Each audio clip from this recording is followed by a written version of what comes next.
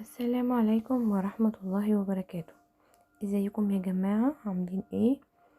يا رب تكونوا بخير. هنعمل النهاردة بقى طواجن الكوارع دي. شايفين؟ تفتح النفس. بصوا بقى، هنا معانا الكوارع اهي مغسولة كويس، متنضفة، نقعاها في دقيق وليمون.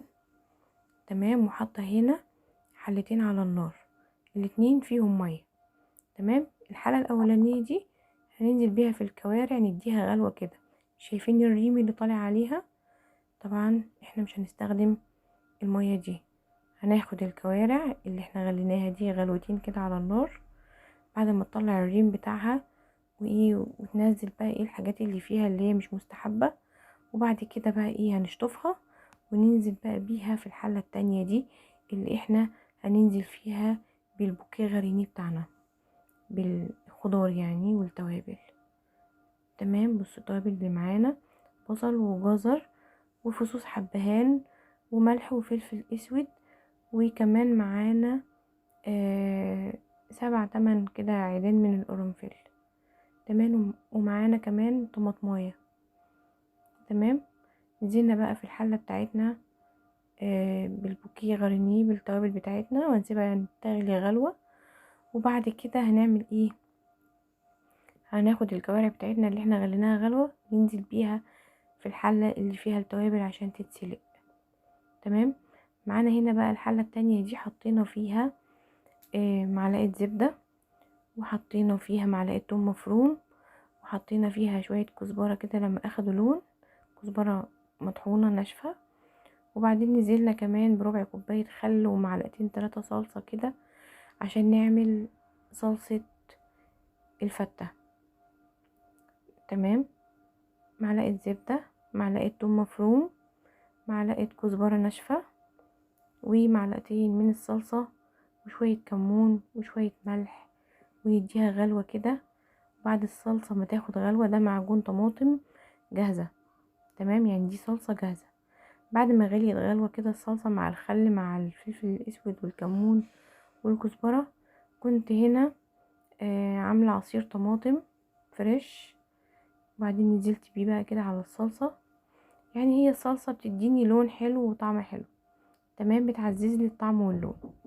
وهنسيبها بقى ايه تتسبك مع نفسها كده عقبال الكوارع ما تستوي. طبعا الصلصة ما بتاخدش حاجة. هنا بقى هنعمل ايه؟ قطعنا العيش دوت كده تمام مكعبات، ونزلنا عليه برشة زيت صغيرة خالص ومعلقة زبدة، وهنقلبه في بعضيه كده وندخله الفرن. معانا هنا ايه بقى؟ حلة تانية فيها معلقة زبدة برضو، ومعانا الرز اللي احنا هنعمله عشان الفتة. تمام. هنشوح بقى الرز كده في الزبدة. عايزة بقى تشربيه الشوربة من بتاعة الكوارع، تمام.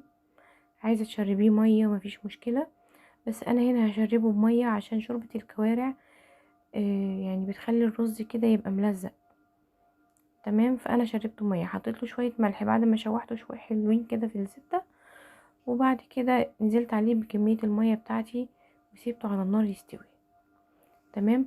معايا هنا بقى الحلة دي برضو فيها معلقة زبدة على شوية زيت، وفيها بصلاية مفرومة على معلقة توم مفروم، وحطيت كمان توابل حطيت كزبرة ناشفة والسبع بهارات. تمام. وبعد البصل والثوم كده ما ياخدوا لون حلو ذهبي في الزبدة، هكون معايا عصير طماطم اهو. بصوا بقى عصير الطماطم، هنزل كده بعصير الطماطم. طبعا الصلصة الاولانية دي صلصة الفتة، تمام، اللي هي ام خل. دي بقى صلصة بالبصل والثوم، وهننزل كمان بشوية كمون بعد ما حطينا الطماطم، وهنسيبها بقى لما تتسبك.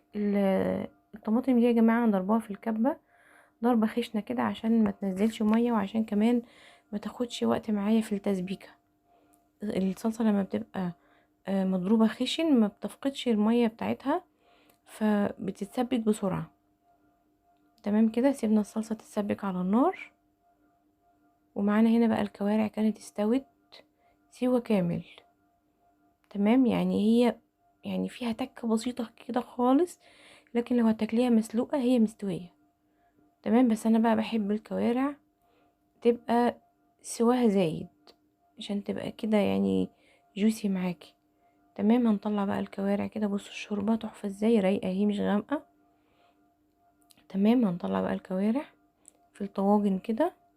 ودي بقى الصلصه اللي احنا عملناها بالبصل والثوم والطماطم اللي ضربناها ضربه خشنه.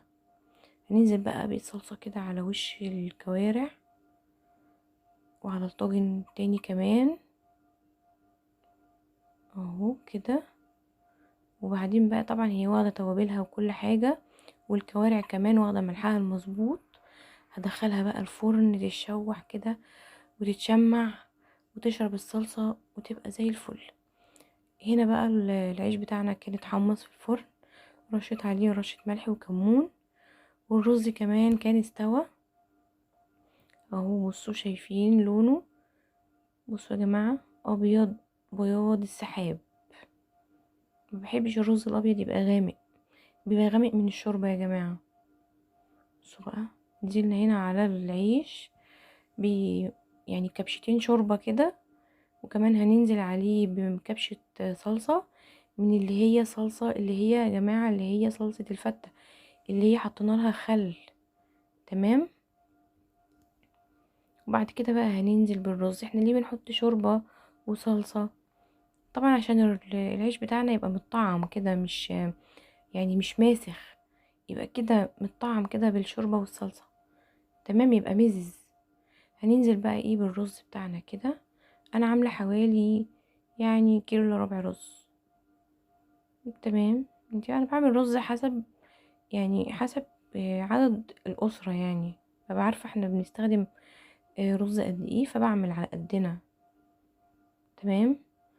بصوا بقى هنا، طبعا انا ما حطيتش الكوارع كلها في الطاجن، انا حطيت كل طاجن فيه قطعتين من الكوارع ودخلتهم الفرن يشمعوا كده، عشان اللي ليه نفسي ياكل المسلوق ياكل. طبعا ده المسلوق، واللي ليه نفسي ياكل في الصلصة ياكل. تمام. يعني انا حبيت اوريكم ان ممكن تتعمل مسلوقة كده، تحطيها على وش صينية الفتة، وممكن تحطيها في الطاجن وتديها كده تشميعة في الفرن وهتبقى زي الفل. بصوا بقى هنا انا حطيت بقية الصلصة اللي هي خل على وش الكوارع كده. تمام. هنا بقى هنعمل ايه؟ هنا معانا معلقة توم مفروم وشوية خل، ومعانا نص ليمونة. عملنا بيهم ايه؟ كان عندي كده بتنجانية رومي في التلاجة، فقلت اطلعها كده اقليها واعمل لها تتبيلة البتنجان بتاعتنا. بصوا بقى هنا الكوارع بتاعتنا. بصوا يا جماعة، دي معلقة زبدة على معلقة توم على شوية خل، معلقة زبدة ومعلقة توم اخدوا لون. تمام. حطينا شوية كزبرة وشوية كمون، يعني زي الدقة بتاعت الكشري. وبعد كده اديناها شوية خل وسيبناها تغلي شوية، وهقول لكم هنعمل بيها ايه دلوقتي. تمام. هنا بقى نكمل ايه بقية التتبيلة بتاعة البتنجان.